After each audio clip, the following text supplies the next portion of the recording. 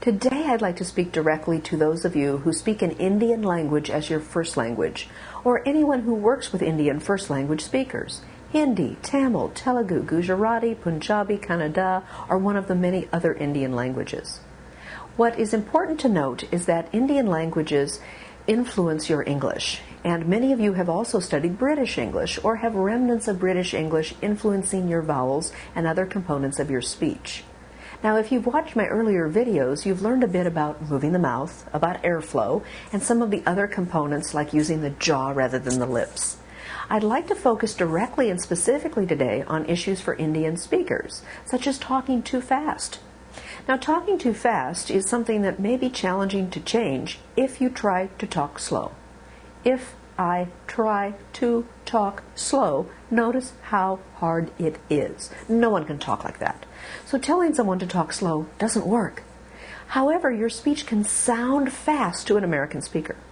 So how do you go about sounding as if you're talking slower, even while you're talking fast? That's the true solution. Well, step one is to breathe. So we all know we're speaking from the diaphragm. Notice when I breathe and speak from the diaphragm that my speech is slower. When I speak thoracically, my speech is fast. So I'm still speaking with the same accent, but my voice has a lot less control. I can't really control the volume or the pitch or anything else. I'm talking really fast. However, when I speak from the diaphragm and release air out my mouth, notice how much slower I'm perceived to speak. So definitely breathe as you speak. Now, breath modification isn't simple, so get some professional help to do that if it's not happening automatically for you. But definitely you want to work on airflow first. Now, once you have the length, the airflows coming out your mouth, now we have to look at word stress. Indian speakers stress different syllables than American speakers. A good example is the word development. In American English, we stress the second syllable, vel. Now, stress again means that it can be longer, louder, or higher in pitch. I recommend that you use a band and exaggerate the length. The reason to exaggerate is to change the brain and to create patterns that will help you to speak clearly and effectively long after the practice is finished. Let's take the word development. Notice the d is a schwa sound. It's a stomach punch sound. D. Vel is long, and then up is once again short with schwa, and so is ment. We have three schwa sounds. Schwa is the stomach punch sound. Development. Two schwas. Development. Development. Now we have to breathe. Development. The V is also a challenge sound for Indian speakers. To make the V correctly, make sure the teeth are resonating with the lower lip. There's a little bit of a vibration, plenty of buzz and airflow. Now the buzz gives you a V sound rather than a F sound, an F sound like fish. You can start with an F sound like fish and then turn it into a V, victory. You can also try the V in the middle of a word like woven, and at the end of a word like brave, monitoring the airflow. If you don't feel air on your hand, you're probably making a bit of a W sound, like W. The W sound has rounded lips and very little air. So a challenge word for Indian speakers is this word woven. It's also a good word to practice with because you have to say both sounds. However, if you cannot distinguish the two sounds, don't start with the word woven. Start with the W words and start with the V words in isolation. In other words, you'd pick words that start with a W, like woman, winter, willow, and then V words like victory, brave, vengeance, and practice V, V and W, W until you can control them separately. Then put them together, like weaver, woven. Any words that have a W and a V, like wave, wave. Really focus on the differences. Again, don't put the sounds together until you can control them individually. Now, in addition to the W and the V, the TH sounds are challenging for Indian speakers, and many of us have taken pronunciation courses and know how to pronounce those sounds. The challenge again is the airflow, especially in the middle of a word like another. So remember, you're breathing and speaking from the diaphragm. Another. The first sound is just a schwa. Another. Which is the long syllable? Well, for Americans, it's the second one. Another. Breathe and speak from the diaphragm using the band and really make that second syllable longer. Another. Another brother.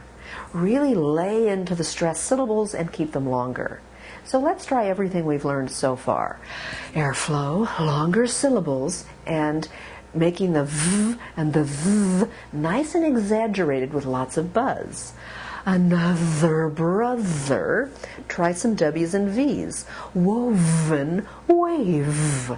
Notice that the length, the airflow, and proper articulation and awareness all go together towards creating the right sounds. Make sure you're recording using a digital recorder so you can hear how you sound outside of your head, which can sound significantly different from how you sound inside your head, how you think you sound. Those are definitely elements you want to focus on. Now, in addition, depending on your first language, Indian speakers tend to go up and down as they speak intonation-wise. That is, rising and falling. What seems to an American speaker is if it's almost random. So make sure that you're only rising in pitch on content words. So for example, I'm actually rising when I get to the last content word. So right at the end, I'm going up a little bit, and the rest of the time, I'm on an even keel. It's almost monotonous how I'm staying straight, and then I'm going up until I'm at the end, and then I go down. Not until you get to the end of the sentence. So you want to pull all of these elements together. This is challenging. That's why I recommend working with a coach.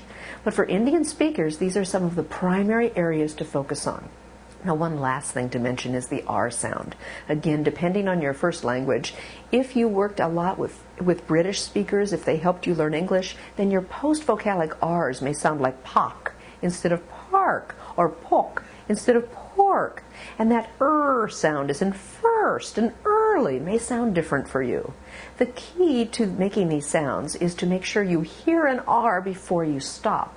So if you're saying a word like park your car, make sure you hear an R. As the tongue goes back, and the tongue actually hunches back on a post-vocalic R, make sure that as the tongue pulls back in the middle of your mouth and hunches up, that you hear the R sound before you stop. Now for words like first, make sure the tongue is in the middle of the mouth, not the front. If the tongue's in the front of the mouth, you get more of a U sound, like first. So pull the tongue in the middle, first, early. Those are a couple of words that are challenging for Indian speakers to pronounce the way Americans would. And the only reason to do that is if you have an American audience. Maybe you work at a call center, or maybe you provide support to American speakers. So if it's important for them to understand you without asking you to repeat, you want to make sure that you're pulling your tongue back for the sound, and that you're pronouncing the R. Make sure you hear it on words like park and pork.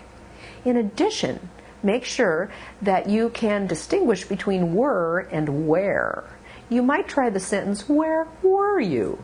Where is different from were. Notice that where has two sounds, eh and two vowel sounds, and then the R. Where were you? Where were you? I hope these tips have been helpful to you as a first language Indian speaker, and I look forward to seeing you at the next video.